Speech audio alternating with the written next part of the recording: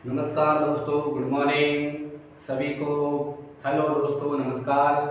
देखिए दोस्तों, आज मैं आपके सामने सेकंड ग्रेड भर्ती से संबंधित जो फर्स्ट पेपर आपका कराया जाता है जीके एंड जीएस का, उसके लिए संपूर्ण टेस्ट सीरीज लेकर आया हूं दोस्तों। तो आप इस टेस्ट सीरीज का ज़्यादा से ज़्यादा लाभ उठाएं और बिल्कुल जो टेस्ट सीरीज, जितने भी टेस्ट सीरीज आपके सामने दोस्तों मैं लाने वाला हूं, वो सारी बिल्कुल ही फ्री आपके लिए उपलब्ध होगी दोस्तों। और इस टेस्ट सीरीज में लगभग संपूर्ण सिलेबस को ध्यान में रखते हुए ही आपके सामने जो क्वेश्चन हैं वो रखे गए हैं दोस्तों। तो टेस्ट सीरीज को ज़्यादा से ज़्यादा इसका लाभ उठाएं, अपने फ्रेंड्स में सेंड करें दोस्तों। तो देखिए दोस्तों, चलते हैं अपन और बात करते हैं अपने सामने जो स्क्रीन पे आपको क्वेश्चन नजर आ रहे होंगे उसके बारे में बात करें दोस्तों। तो देखिए दोस्तों, अगर हम बात करें तो क्वेश्चन नंबर जो 1 है उसमें लिखा हुआ है कि बीकानेर और नागौर के जो आसपास का क्षेत्र है उसे हम किस नाम से जानते हैं या फिर वो क्या कहलाता है। तो दोस्तों, आप सब जानते हैं कि बीकानेर और नागौर के आसपास के क्षेत्र को हम जांगल प्रदेश के नाम से जानते हैं। तो दोस्तों, इसका आंसर हो जाएगा सी ऑप्शन। आगे अगर हम बात करें दोस्तों, दूसरा जो नंबर का क्वेश्चन है उसमें उसको थोड़ा सा ध्यान से पढ़ना है दोस्तों। उसमें लिखा हुआ है कि सर्वप्रथम जयपुर और इंदरगढ़ से, कहां से दोस्तों, सर्वप्रथम जयपुर और इंदरगढ़ से पत्थर से बनी पूर्व पाषाण कालीन हैंड एक्स को खोजने का श्रेय जाता है। तो देखिए दोस्तों, हैंड एक्स का मतलब होता है हस्त कुठार, यानी कि हम देसी भाषा में कहें तो कुल्हाड़ी। ठीक है दोस्तों, तो इसको जो खोजने का श्रेय है दोस्तों वो जाता है सी ऑप्शन। जो आंसर है वो है दोस्तों सी ए हैकेट। कौन है दोस्तों, सी ए हैकेट। अगला जो आपके सामने क्वेश्चन है दोस्तों वो है, देखिए हम बात करते हैं कि हमको ये कुछ सविताओं के जो स्थल हैं उनके नाम दिए गए हैं, उनको सामने उनके डिस्ट्रिक्टों के नाम दिए गए हैं, तो उनको उससे हमें सम्मिलित करना है दोस्तों। तो सबसे पहले दोस्तों दे रखा है हमारे कालीबंगा। तो आप सब जानते हैं दोस्तों कालीबंगा कहां पर है, हनुमानगढ़ में है। उसके बाद है दोस्तों गिलुंड। तो गिलुंड जो स्थल है दोस्तों वो पड़ता है हमारे राजसमंद डिस्ट्रिक्ट में दोस्तों। उसके बाद है दोस्तों पिंड पांडलिया। तो मैं आपको बता देता हूं दोस्तों, पिंड पांडलिया जो है वो पड़ता है हमारे चित्तौड़गढ़ में दोस्तों। उसके बाद देखें दोस्तों किराडोर। देखिए किराडोर, चितवाड़ी, ये जो स्थल है दोस्तों जयपुर में मिलते हैं सर, ये तो जयपुर में। तो अगर हम बात करें तो दोस्तों इसके आधार पर तो ए ऑप्शन राइट होगा दोस्तों। ठीक है, आगे हम बात करते हैं कालीबंगा से संबंधित कौन व्यक्ति कालीबंगा से संबंधित नहीं है।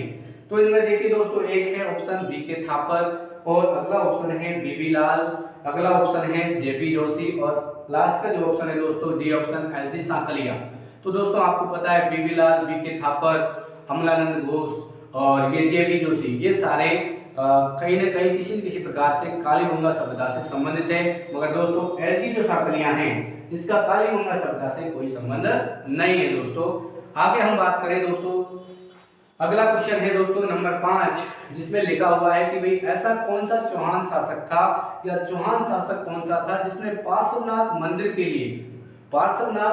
के लिए स्वर्ण कलश प्रदान किया। देखिए आपको पता हो तो ये जो शासक है उसका नाम है दोस्तों अजयराज। कौन सा शासक है दोस्तों, अजयराज। देखिए दोस्तों अजयराज स्वयं शैव धर्म का अनुयायी था, यानी कि फिर भी इन्होंने अन्य धर्मों के लिए सहिष्णुता का भाव रखा दोस्तों।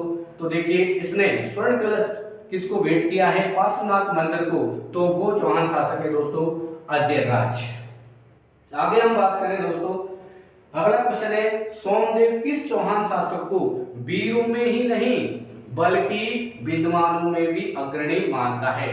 तो आप दोस्तों अगर आपने पढ़ा हो तो सोमदेव किसका दरबारी कवि था, विग्रहराज चतुर्थ को। और विग्रहराज चतुर्थ का दरबारी कवि था, तो विग्रहराज चतुर्थ को दोस्तों हम बीशल देव के नाम से भी जानते हैं। तो इसका जो आंसर होगा दोस्तों वो होगा बीशल देव। आगे बात करते हैं दोस्तों, निम्नलिखित में से अलाउद्दीन खिलजी का मंगोल विद्रोही था। तो दोस्तों अलाउद्दीन खिलजी का जो मंगोल विद्रोही था वो था दोस्तों, एक तो महमूद शाह था, इधर हम बात करें तो कहबरू भी अलाउद्दीन खिलजी का मंगोल विद्रोही था दोस्तों। तो इसमें जो आंसर होगा दोस्तों वो हो जाएगा ए प्लस बी, दोनों ही इसमें आंसर सही होंगे दोस्तों। आगे हम बात करते हैं कि अलाउद्दीन खिलजी ने सर्वप्रथम राजस्थान का ऐसा कौन सा किला है जिस पर आक्रमण किया? तो दोस्तों वो किला है रणथंभौर दुर्ग, क्योंकि अलाउद्दीन खिलजी ने पहली बार रणथंभौर दुर्ग पर 1299 ईस्वी में आक्रमण किया था और उस युद्ध को हम जानते हैं दोस्तों हिंदू बाट घाटी का युद्ध। आगे अगर हम बात करें दोस्तों, अगला जो क्वेश्चन दे रखा है हमारे यहाँ पर 4 कथन आपके सामने हैं, जिसमें से हमें छांटना है कि कुंभा के संबंध में निम्नलिखित कथनों में से कौन सा कथन असत्य है। तो कुछ बातें, कुछ चीजें हमारे कुंभा के संबंध में आपके सामने बोर्ड पर लिखी हुई है दोस्तों। जैसे पहले ऑप्शन में लिखा हुआ है कुंभा स्वयं विद्वान था, विद्यानुरागी और संगीतज्ञ शासक था। तो बिल्कुल दोस्तों संगीतज्ञ भी था, क्योंकि हम सब जानते हैं कि कुंभा का जो संगीत गुरु था वो था सारंग व्यास। आगे हम बात करें, देखो दोस्तों 1453 ईस्वी में कुंभा ने मारवाड़ से मंडोर को छीना, बिल्कुल छीना दोस्तों। इसके बाद आपको पता हो तो हंसाबाई ने आबल बाबल की संधि करवाई थी रावजोधा और राणा कुंभा के मध्य में। ये भी कथन सत्य है दोस्तों। उसके बाद अगला कथन दोस्तों दे रखा है कि कुंभा की शक्ति के केंद्र चित्तौड़ में कुंभलगढ़, बिल्कुल सही बात है दोस्तों कि कुंभलगढ़ और चित्तौड़गढ़ दोनों ही कुंभा की शक्ति के केंद्र थे। तो फिर अब दोस्तों लास्ट जो अपने पास ऑप्शन बचा है उसमें लिखा हुआ है सिंगार चौरी मंदिर का निर्माण कुंभा ने नहीं करवाया। देखिए दोस्तों राजस्थान में लगभग 84 दुर्गों में से 32 दुर्गों का निर्माण हमारे कुंभा ने करवाया है। तो इनमें अगर देखा जाए तो चित्तौड़गढ़ में ही सिंगार चौरी मंदिर का निर्माण भी राणा कुंभा ने करवाया है। इसलिए मैं दोस्तों बता देना चाहता हूं कि ये ऑप्शन आपका गलत होगा, असत्य होगा। देखिए दोस्तों आगे अपना 10वें नंबर का जो क्वेश्चन है वो देखिए, मावली ये स्थान पड़ता है दोस्तों उदयपुर में। तो मावली का युद्ध जो 1540 ईस्वी में लड़ा गया था, ये किस किस के बीच लड़ा गया था दोस्तों? तो देखिए अगर हम बात करें इस युद्ध की तो दोस्तों ये युद्ध लड़ा गया था उदय सिंह व बनवीर के मध्य। इसके मध्य दोस्तों उदय सिंह व बनवीर के मध्य में, क्योंकि उदय सिंह का जो भाई था विक्रमादित्य, उसकी बनवीर ने क्या कर दी थी दोस्तों? हत्या कर दी थी। और ये जो बनवीर था, ये बनवीर दासी पुत्र था दोस्तों किसका? क्षेत्र सेन का। ठीक है दोस्तों आगे हम बात करते हैं 11वें क्वेश्चन की। तो तेरे ताली नृत्य जो कामर जाति की महिलाओं के द्वारा किया जाता है कि प्रमुख कलाकार कौन है? तो देखिए ऑप्शन में दे रखा है मांगी बाई, दोस्तों फल्गू बाई, सी ऑप्शन लक्ष्मण दास और D option A plus C दोनों। तो दोस्तों महिलाओं के द्वारा किया जाता है, मगर दोस्तों इसकी जो कलाकारों की अगर बात करें तो कलाकारों में मांगी बाई और लक्ष्मण दास इन दोनों का ही नाम आता है। तो दोस्तों इसका जो सही आंसर होगा दोस्तों वो होगा डी ऑप्शन, यानी कि ए प्लस सी दोनों ही सही हैं, मांगी बाई भी है और लक्ष्मण दास भी है। आगे हम बात करें दोस्तों, देखिए सिरोही क्षेत्र के जो गरासिए हैं उनका जो प्रसिद्ध नृत्य है जिसमें किसी भी वाद्य यंत्र का प्रयोग नहीं होता है, तो वो नृत्य कौन सा है दोस्तों? तो वो नृत्य दोस्तों गरासिया जनजाति का बालर नृत्य। हालांकि दोस्तों आपको बता देता हूं कूद नृत्य में भी किसी भी प्रकार के वाद्य यंत्र का प्रयोग नहीं होता है दोस्तों। आगे देखिए आपके सामने 2 पुस्तकें हैं, मीझर व लीलदास। तो ये दोनों पुस्तकों की रचना किसने की है, इनके रचनाकार कौन है? तो दोस्तों इसके जो रचनाकार हैं वो है दोस्तों कन्हैयालाल सेठिया। कन्हैयालाल सेठिया की एक और पुस्तक है जो सारे काफी प्रसिद्ध है, जिसे कहते हैं धरती धोरारी। तो ध्यान रखना है दोस्तों, धरती धोरारी कविता के रचनाकार कौन है? कन्हैयालाल सेठिया। आगे हम बात करें दोस्तों, कवि विजयदान देथा की वातारी फुलवारी जो काव्य संग्रह है उसमें कितने खंड हैं? तो दोस्तों उसमें खंडों की संख्या है 13। हालांकि दोस्तों कई जो बुक्स हैं उनमें इसके खंडों की संख्या 14 भी दे रखी है, मगर देखिए दोस्तों हमारी जो राजस्थान अध्ययन की 10वीं क्लास की जो बुक है उसमें आंसर ये जो 13 खंड उसमें बताए गए हैं, तो हमको उसी के अनुसार चलना है, क्योंकि गाइड के अनुसार अगर हम चलते हैं तो वो चीज हमारे अगर ऑब्जेक्शन लगाया जाए तो वो चीज कोर्ट में मान्य नहीं होती है दोस्तों।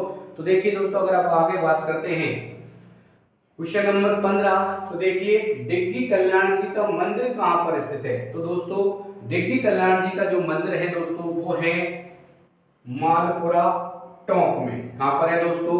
मालपुरा टोंक में। अगला क्वेश्चन नंबर 16। देखिए दोस्तों, जयपुर फुट के जनक जिन्हें रेमन मैग्सेस अवार्ड मिला था, कौन सा अवार्ड दिया गया था? रेमन मैग्सेस पुरस्कार दिया गया था। वो व्यक्ति कौन है जिसने जयपुर फुट का मतलब एक कृत्रिम पैर का निर्माण किया था? वो व्यक्ति थे दोस्तों पीके सेठी। कौन थे दोस्तों? पीके सेठी। आगे हम बात करें दोस्तों क्वेश्चन नंबर 17। क्वेश्चन नंबर 17 है दोस्तों, रूपायन संस्थान बोरुंदा जोधपुर। दोस्तों रूपायन संस्थान बोरुंदा जोधपुर में स्थित है। इसकी स्थापना किसने की? तो दोस्तों ऑप्शन में दे रखा है कोमल कोठारी, विजयदान देथा, A+B दोनों, कृपाल सिंह शेखावत। ठीक है, बहुत सारे बच्चे जब ऑप्शन में ये दोनों आते हैं, विजयदान, सॉरी दोस्तों एक मिनट, इसमें हाँ बिल्कुल राइट है, विजयदान देथा।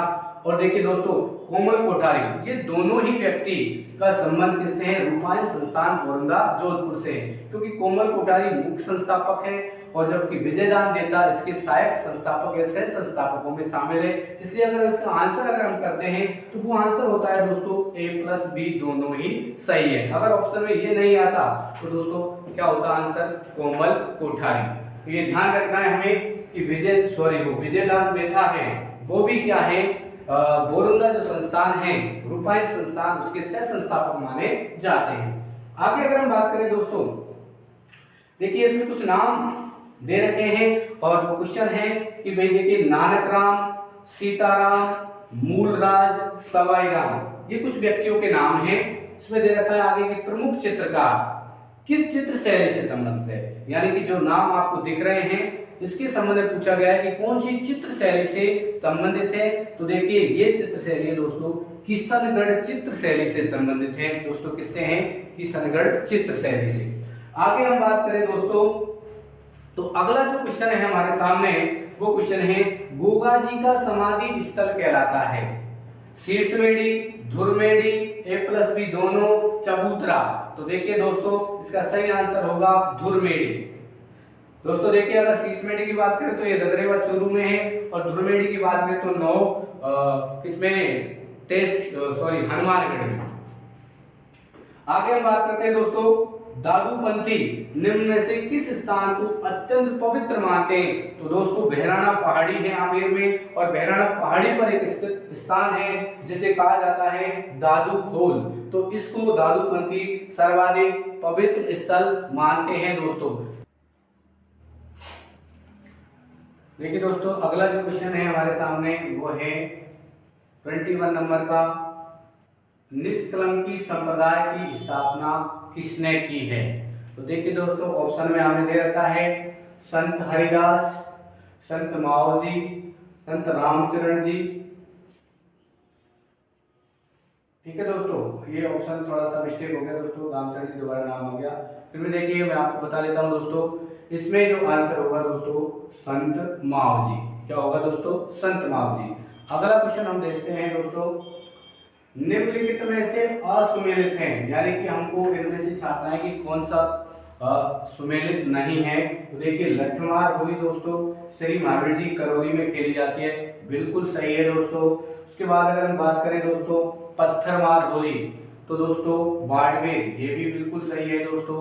आगे हम बात करें दोस्तों कोड़ामार होली, तो दोस्तों दो ऑप्शनों में कोड़ामार होली, एक को दे रखा है भिनाय और एक दे रखा है दोस्तों व्यापार। तो देखिए दोस्तों कोड़ामार जो होली है वो प्रसिद्ध है कहाँ के? भिनाय अजमेर। तो इसमें दोस्तों कौन सा असम्मिलित है? डी ऑप्शन, यानी कि कोड़ामार होली व्यापार, ये सत्य नहीं है। आगे हम बात करते हैं दोस्तों क्वेश्चन नंबर 23, नवजात शिशु की मां के लिए, नवजात शिशु की मां के लिए मातृ पक्ष की ओर से बेटे के जन्म पर भेजा जाता है। ऑप्शन नंबर 1 पीला पोंचा, ऑप्शन नंबर 2 है दोस्तों गुलाबी पोंचा, ऑप्शन नंबर 3 है दोस्तों पचरंगी लहरिया, ऑप्शन नंबर डी है दोस्तों जोदाना। तो देखिए दोस्तों बेटे के जन्म पर तो भेजा जाता है दोस्तों पीला पोंचा और बेटी के जन्म पर भेजा जाता है दोस्तों गुलाबी पोंचा। तो दोनों हमें ध्यान रखना है, नवजात शिशु का जन्म होता है तो मातृ पक्ष से जो पोंचा भेजा जाता है उसका कलर होता है दोस्तों पीला, जबकि बेटी के जन्म होने पर भेजा जाता है दोस्तों गुलाबी। ठीक है, आगे देखिए दोस्तों, थमड़ियों, थेड़ियों व झालरा आभूषण पहने जाते हैं, यानी कि ये जो आभूषण हैं वो शरीर के कौन से अंग में धारण किए जाते हैं? तो देखिए दोस्तों, ऑप्शन है सिर, कंठ, कान, हाथ। तो देखिए दोस्तों, ये जो आभूषण है थमड़ियों, थेड़ियों और झालरा, तो ये दोस्तों पहने जाते हैं कंठ में। कई बार ऐसा होता है दोस्तों कि कंठ ऑप्शन में ना हो, गला, तब भी आंसर सही माना जाएगा दोस्तों। और अगर गला ऑप्शन में भी हो और कंठ भी ऑप्शन में हो तो हमें सही आंसर करना है दोस्तों कंठ। अगला क्वेश्चन है दोस्तों, बहुत सिंपल क्वेश्चन मैं आपके सामने लेके आया हूं, और वो क्वेश्चन है आदिवासियों का मसीहा किसे कहा जाता है? तो दोस्तों हम सब जानते हैं आदिवासियों का मसीहा कहा जाता है मोतीलाल तेजावत को। किसे कहा जाता है दोस्तों? मोतीलाल तेजावत को। आगे अगला क्वेश्चन हमारे सामने है 26 नंबर, राजस्थान सेवा संघ की स्थापना हुई थी। ऑप्शन में दे रखा है दोस्तों अजमेर, ऑप्शन में दे रखा है दोस्तों जयपुर, ऑप्शन में दे रखा है वर्धा, ऑप्शन में दे रखा है कानपुर। तो देखिए दोस्तों, राजस्थान सेवा संघ की मूल रूप से अगर स्थापना हुई थी तो वो हुई थी दोस्तों वर्धा महाराष्ट्र में, मगर बाद में इसका मुख्यालय कहां पर स्थानांतरित कर दिया गया दोस्तों? अजमेर राजस्थान। ओके, अगली बात करते हैं हम, भीलवाड़ा निवासी श्रीलाल जोशी का संबंध है, यानी भीलवाड़ा के श्रीलाल जोशी का संबंध किससे है? तो देखिए, ऑप्शन है मीनाकारी, ऑप्शन है फड़, ऑप्शन है कावड़ और ऑप्शन है पिछवाई। तो दोस्तों इसका जो आंसर होगा फड़। श्रीलाल जोशी का जो संबंध है दोस्तों किससे है? फड़ से। आगे अगला क्वेश्चन है दोस्तों, किस ग्रंथ में चित्तौड़ दुर्ग का नाम, किस ग्रंथ में चित्तौड़ दुर्ग का नाम चित्रकूट मिलता है? कई जगह चित्रकूट भी दे रखा है, चित्रकूट मिलता है, तो ऐसा कौन सा ग्रंथ है? तो देखिए दोस्तों, वो ग्रंथ है वीर विनोद। वीर विनोद श्यामल दास का ग्रंथ है दोस्तों, और इसमें ही चित्तौड़ दुर्ग का नाम चित्रकूट मिलता है दोस्तों। आगे देखिए अगला क्वेश्चन है, पिलाया झीलों में पालीवाल ब्राह्मणों द्वारा की जाने वाली कृषि। तो देखिए पिलाया झीलें जैसलमेर में, उधर की जहां पर धौरों में पाई जाती है दोस्तों। तो देखिए इस जो कृषि को हम कहते हैं तो दोस्तों खड़ी कृषि के नाम से इसे हम जानते हैं। आगे हम बात करें क्वेश्चन नंबर 30। तो देखिए दोस्तों, बागवानी कृषि को किस नाम से जानते हैं? तो देखिए इसमें कुछ वैज्ञानिक नाम इसमें दे रखे हैं, फ्लोरिकल्चर, हॉर्टिकल्चर, ओलिवोकल्चर, बर्मीकल्चर। तो देखिए दोस्तों, फ्लोरिकल्चर की बात करें तो फूलों की खेती से कहा जाता है फ्लोरिकल्चर, और देखिए दोस्तों ओलिवोकल्चर यानी कछुए की खेती से, और देखिए दोस्तों अब इसमें जो सही आंसर जो होगा वो होगा दोस्तों हॉर्टिकल्चर, यानी कि बागवानी को हम हॉर्टिकल्चर के अंतर्गत रखते हैं दोस्तों। अगला क्वेश्चन देखिए दोस्तों, अगला क्वेश्चन है हमारा, अफीम का सर्वाधिक उत्पादन होता है। देखिए दोस्तों चारों ऑप्शन हैं, प्रतापगढ़, चित्तौड़गढ़, डूंगरपुर और बांसवाड़ा। अगर इन ऑप्शनों के हिसाब से देखा जाए तो इसका आंसर होगा दोस्तों चित्तौड़गढ़। अगला क्वेश्चन है दोस्तों, खजूर अनुसंधान केंद्र कहां पर स्थित है? तो दोस्तों खजूर अनुसंधान केंद्र स्थित है बीकानेर में। कहां पर है दोस्तों? बीकानेर में। देखिए राठी नस्ल की गाय है, यानी कि गाय की एक नस्ल है राठी, उसका निम्न में से क्षेत्र कौन सा है? तो चार ऑप्शन में अगर बात करें, ऑप्शन है बीकानेर, श्रीगंगानगर और जैसलमेर। तो दोस्तों ये जो क्षेत्र हैं ये राठी नस्ल की जो गाय है उसका विशेष क्षेत्र है। यहाँ पर राठी नस्ल की गाय विशेष रूप से पाई जाती है, वो है बीकानेर, श्रीगंगानगर और जैसलमेर। आगे देखिए हम बात करें दोस्तों चीतल की, चीतल एक पशु है, जानवर है, चीतल की मातृभूमि कहा जाता है दोस्तों। तो चीतल की मातृभूमि दोस्तों कहा जाता है सीता माता अभ्यारण्य को। किसे कहा जाता है दोस्तों? चीतल की मातृभूमि सीता माता अभ्यारण्य। और दोस्तों सीता माता जो अभ्यारण्य है वो उड़न गिलहरी के लिए भी प्रसिद्ध माना जाता है। अगला क्वेश्चन है दोस्तों हमारे सामने, राजस्थान में पेट्रोलियम भंडारण बेसिन के संबंध में सत्य कथन है।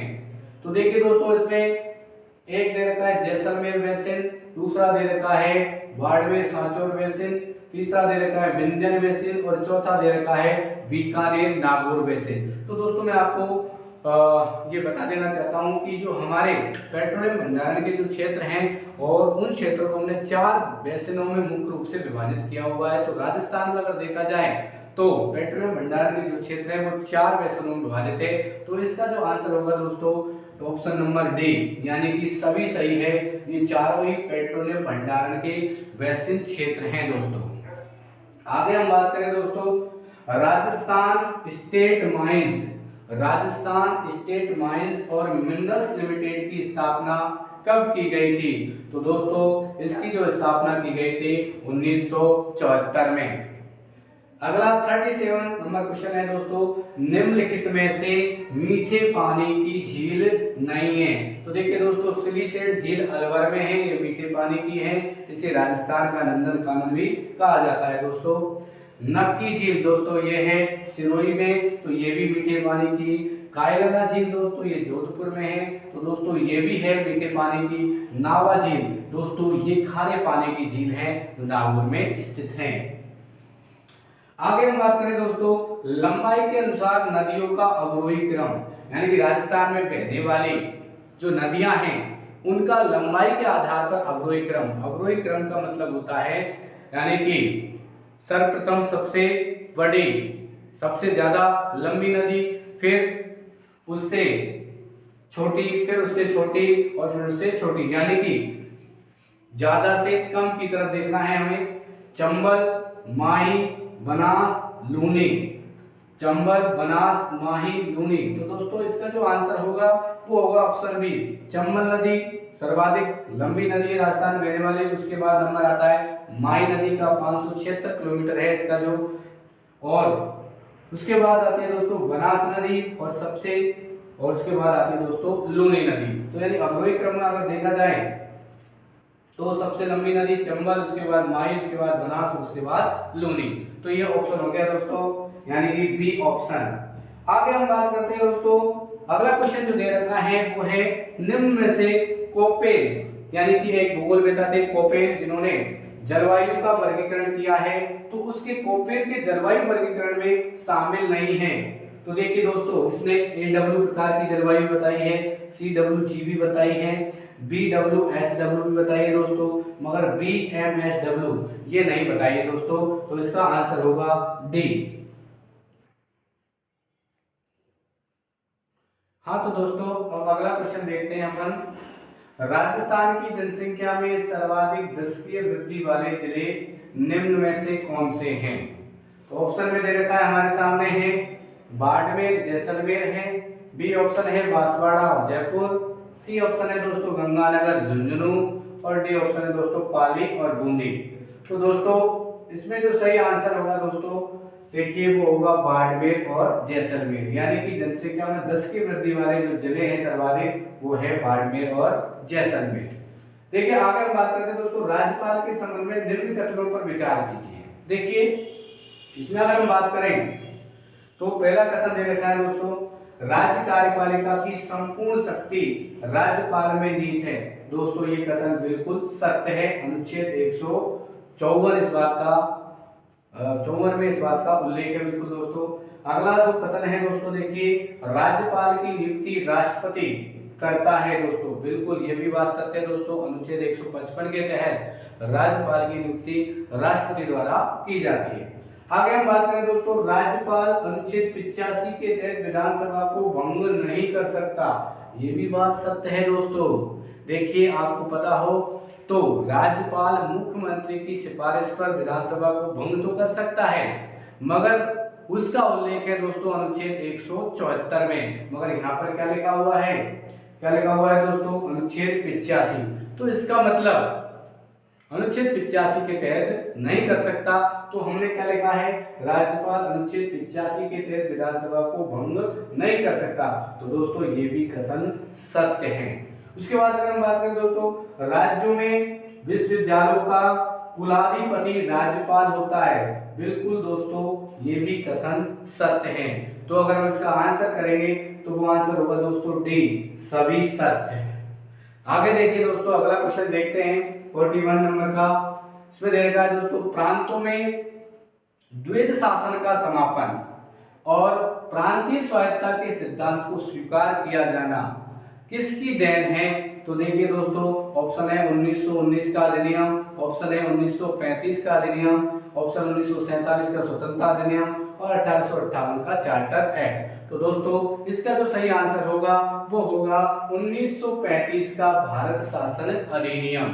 ठीक है दोस्तों, अगला जो हमारे सामने प्रश्न है दोस्तों वो प्रश्न है 43 नंबर का क्वेश्चन है। देखिए दोस्तों, वर्तमान में कांग्रेस पार्टी के राष्ट्रीय अध्यक्ष हैं। तो देखिए दोस्तों, अभी हाल ही में कांग्रेस पार्टी के राष्ट्रीय अध्यक्ष के लिए चुनाव हुए हैं और उसमें मल्लिकार्जुन खड़गे कांग्रेस पार्टी के राष्ट्रीय अध्यक्ष चुने गए हैं दोस्तों। आगे हम बात करते हैं दोस्तों, गांधी इरविन समझौता कब हुआ था? तो दोस्तों गांधी इरविन समझौता हुआ था 5 मार्च 1931 को। कब हुआ दोस्तों? 5 मार्च 1931 को हुआ था दोस्तों। आगे हम बात करते हैं दोस्तों, पंचशील के 5 सिद्धांतों में शामिल नहीं है। तो दोस्तों देखिए, इसमें एक एक ऑप्शन पर हम डिस्कस करते हैं। देखिए, दूसरे देश के आंतरिक मामलों में हस्तक्षेप यानी कि हस्तक्षेप नहीं करना, ये बिल्कुल सही है दोस्तों। अनाक्रमण यानी कि हम बिना किसी कारण के किसी अन्य देश पर आक्रमण नहीं करेंगे, ये भी कथन है दोस्तों, सही है। शांतिपूर्ण सहअस्तित्व की नीति का पालन, बिल्कुल दोस्तों, ये भी पंचशील के सिद्धांतों में शामिल है। अगला जो ऑप्शन दे रखा है दोस्तों, अंतरराष्ट्रीय कानूनों का पालन करना, दोस्तों ये पंचशील के सिद्धांतों में शामिल नहीं है। ठीक है दोस्तों, तो आंसर क्या होगा? Option number D. अगला क्वेश्चन है दोस्तों आपके सामने कि भारत की यूएनओ की सुरक्षा परिषद में स्थायी सदस्यता को लेकर वीटो शक्ति का जो प्रयोग किया, क्योंकि हम जानते हैं कि सुरक्षा परिषद के 5 स्थायी सदस्य हैं, ब्रिटेन, फ्रांस, अमेरिका और चीन। ब्रिटेन, फ्रांस, अमेरिका, चीन और रूस, ये 5 स्थायी सदस्य दोस्तों। तो इन स्थायी सदस्यों में से हमारा जो दुश्मन है आप जानते हो दोस्तों, चीन, उसने सुरक्षा परिषद में भारत की स्थायी सदस्यता को लेकर के वीटो किया था। हाँ तो दोस्तों अगला क्वेश्चन है हमारे सामने, यूएनओ की महासभा के 8वें अधिवेशन की अध्यक्षता करने वाली भारत की एकमात्र महिला है।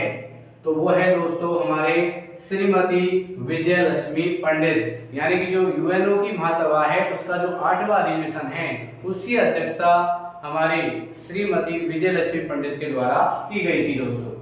आगे देखिए, निम्नलिखित में से असंगत को छांटना है। तो देखिए, लोक नियोजन में अवसर की समानता अनुच्छेद 16 सही है दोस्तों। राज्य की परिभाषा अनुच्छेद 12 ये भी सही है दोस्तों। अस्पृश्यता का अंत अनुच्छेद 17 ये भी सही है दोस्तों। प्राण व दैहिक स्वतंत्रता अनुच्छेद 20 दोस्तों ये गलत है, क्योंकि प्राण व दैहिक स्वतंत्रता का जो उल्लेख है वो है अनुच्छेद 21 में दोस्तों। आगे देखिए दोस्तों, हम बात करते हैं निजता का अधिकार शामिल है। तो देखिए दोस्तों, इसमें दे रखा है अनुच्छेद 19, अनुच्छेद 20, अनुच्छेद 21, अनुच्छेद 22।